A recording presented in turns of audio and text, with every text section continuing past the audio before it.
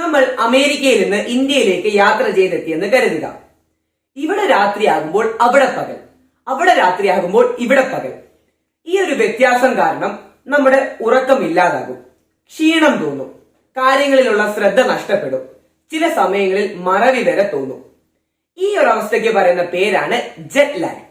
അതായത് ഒരേ ദിവസം തന്നെ രണ്ടോ അതിലധികമോ ടൈം സോണുകളിലൂടെ യാത്ര ചെയ്യുമ്പോൾ അതിന്റെ ഭാഗമായി ചില ആളുകളിൽ ഉണ്ടാകുന്ന ഇത്തരത്തിലുള്ള പ്രശ്നങ്ങൾക്ക് പൊതുവായി പറയുന്ന പേരാണ് ജെറ്റ് ലാഗ്. ഞാനിപ്പോൾ പറഞ്ഞത് കഴിഞ്ഞ ദിവസത്തെ മിഠായി ചോദ്യത്തിന്റെ ഉത്തരം കൂടിയാണ്.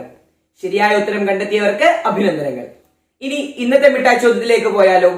കൊളംബിയൻ ഫിറ്റ്നസ് ട്രെയിനറും കോറിയോഗ്രാഫറും ഒക്കെയായ ബെറ്റോ പെരസ് കണ്ടെത്തിയ ഒരു ഫിറ്റ്നസ് പ്രോഗ്രാം ഉണ്ട്.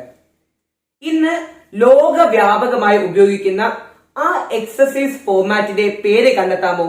ഉത്തരങ്ങൾ നിങ്ങൾ കമന്റ് ചെയ്യുക. ശരിയായ ഉത്തരവുമായി ഞാൻ അടുത്ത വീഡിയോയിൽ വരാം.